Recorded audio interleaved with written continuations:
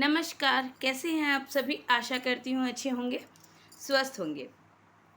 आज जिस विषय में मैं जानकारी देने जा रही हूँ, ये आज शनिवार है और कल रविवार है। रविवार अर्थात 9 जून 2024। जी हाँ, 9 जून 2024। कल आप समझिए तो एक जैसे अनसुचा साया बोलते हैं ना, जिस दिन आपको किसी मुहूर्त की ज़रूरत नहीं होती और आप कोई बहुत बड़ा कार्य करना जा रहे हैं और आपको उसमें मतलब आपकी तरफ से है कि ये सक्सेस होगा नहीं होगा, या फिर आप कोई नया काम करना चाह रहे हो और आप उसकी शुरुआत के लिए मुहूर्त देख रहे हैं। तो इसके लिए कल से उत्तम दिन देखिए, दिन है, पांचांग है, उस हिसाब से तो शुभ श्रेष्ठ मुहूर्त निकलते रहते हैं। लेकिन जो नेचर द्वारा हमें मुहूर्त दिया गया है, जो नेचर द्वारा हमें ये वरदान दिया गया है, जो कल पुष्य नक्षत्र योग है। जी हाँ, कल पुष्य नक्षत्र योग है। रविवार के दिन पड़ने के कारण इसे रवि पुष्य नक्षत्र योग कहा गया है। और यही पुष्य नक्षत्र यदि गुरुवार वाले दिन पड़ता तो इसे गुरु पुष्य नक्षत्र योग कहते हैं। तो आपको इस योग का लाभ अवश्य उठाना चाहिए। अगर आज अगर आप कुछ खरीदने जा रहे हैं तो रुक जाइए, कल तक रुक जाइए।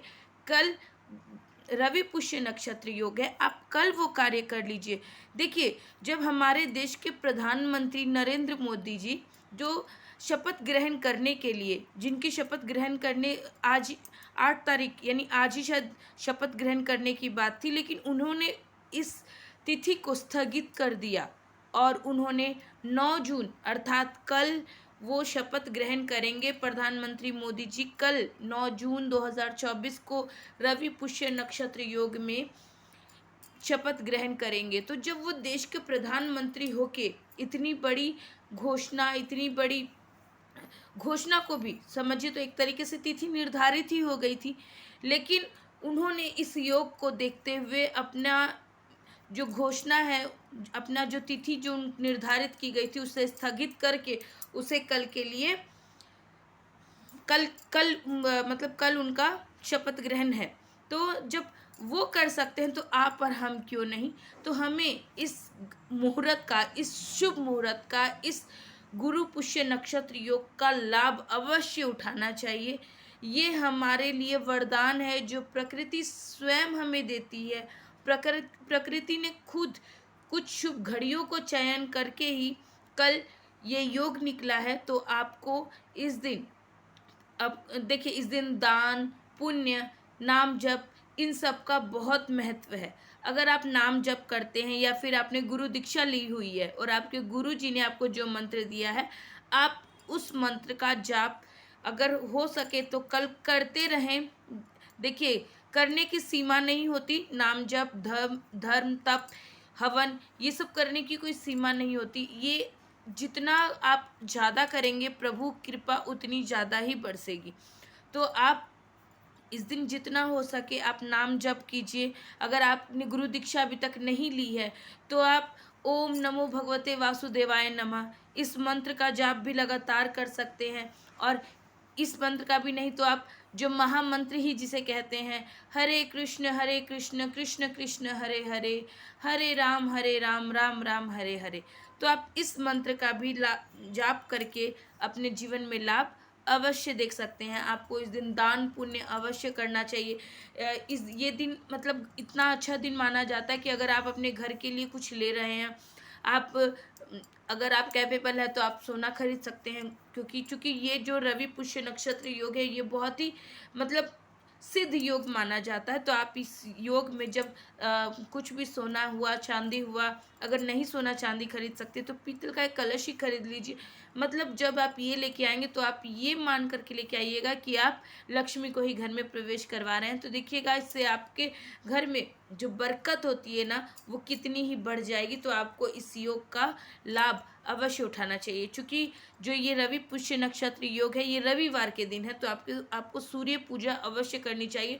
तांबे के कलश में आपको लाल रंग का फूल रख के उसमें रोली कुमकुम दे करके और साथ में आप उसमें गुड़ दे करके अगर आप सूर्य देव को जल देते हैं, और जल अगर आप ब्रह्म मुहूर्त में ही देते हैं अर्थात सूर्य उदय के समय ही अगर आप ये जल सूर्य भगवान को चढ़ा देते हैं तो ये आप बहुत ही फलकारी होगा और इसका रिजल्ट भी आपके जीवन में बहुत अच्छा आएगा। आप विश्वास करिए। देखिए, कोई भी कार्य करिएगा तो विश्वास करके करिएगा, क्योंकि विश्वास के बिना किसी भी चीज़ की कोई रूपरेखा नहीं होती। और विश्वास है तो हम, मतलब अगर आप विश्वास करके कोई कार्य करते हैं ना, तो आप, भगवान आपकी उस विश्वास की लाज अवश्य रखते हैं। तो आपको सबसे पहला जो कोई कार्य करना है, कोई भी उपाय करने से पहले जो कोई भी आपको कार्य करना है, वो है आपको विश्वास करना है। जी हाँ, एकदम पॉजिटिव रहिए कि नहीं, भगवान मेरे साथ हैं, भगवान मेरा ये कार्य करेंगे। हमको अपना कर्म करना है, अपने कर्मों पे भरोसा रखना है, बिलीव इन कर्मा।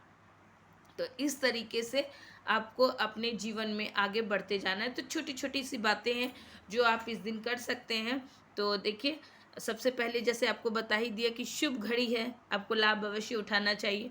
कोई भी नया पाठ, जैसे आप कोई भी नया व्रत भी अगर कोई उठाना चाह रहे हैं ना, तो आप कल के दिन, कल अगर आप कोई व्रत उठाना चाह रहे हैं तो आप कल के दिन वो व्रत को भी उठा सकते हैं। आपको इसके लिए किसी भी पांचांग को देखने की कोई भी आवश्यकता नहीं है। सोना, चांदी, पीतल, जो भी है, जिसके लिए भी आप कैपेबल हैं, आपको उस चीज़ को अपने घर में कल अवश्य लाना चाहिए।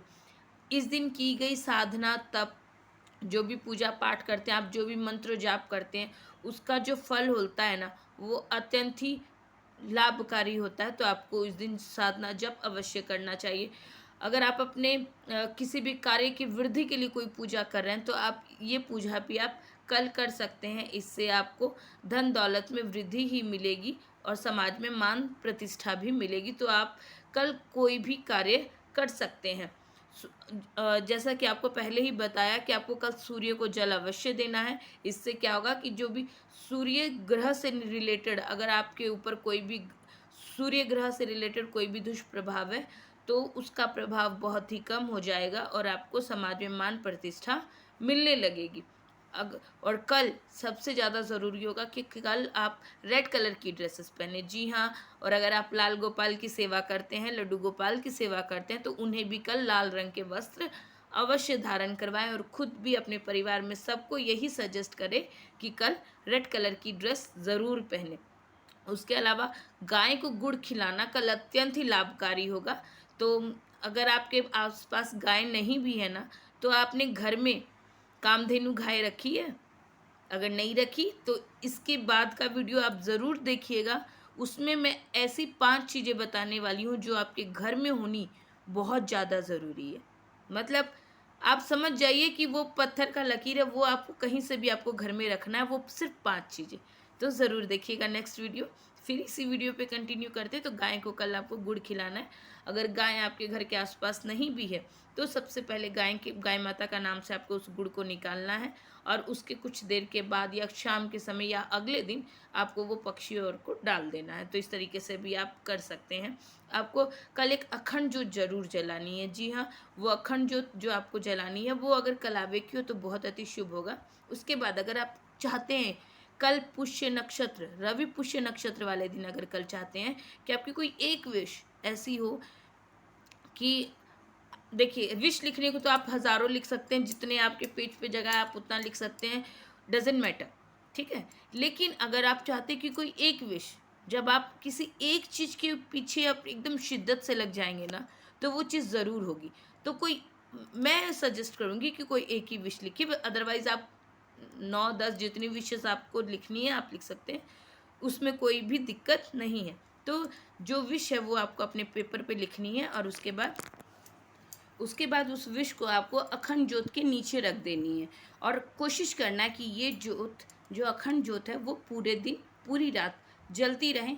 एटलीस्ट कल रविवार तक तो ये पूरा 24 घंटा का ये, मतलब इस तरीके की ही आप जोत तैयार करेंगे जो कम से कम रविवार का पूरा दिन और पूरी रात वो प्रज्वलित होती रहे। ऐसी ही जोत आपको तैयार करनी है और उसके नीचे अपनी विश को रख देनी है।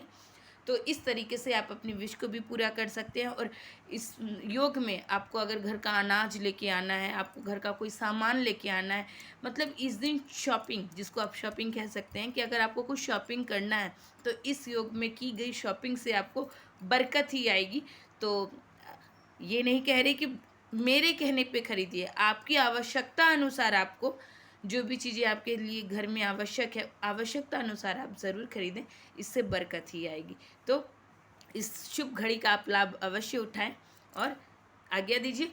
नेक्स्ट वीडियो पे आप ज़रूर नज़र रखिएगा। नेक्स्ट वीडियो होगी कि ऐसी घर में हम लोग क्या 5 चीज़ें रख सकते हैं जो घर में होनी अति अति अति अनिवार्य है। तो इस वीडियो पे ज़रूर गौर फरमाइएगा और आज्ञा दीजिए। जय श्री राधे, श्री हरदास।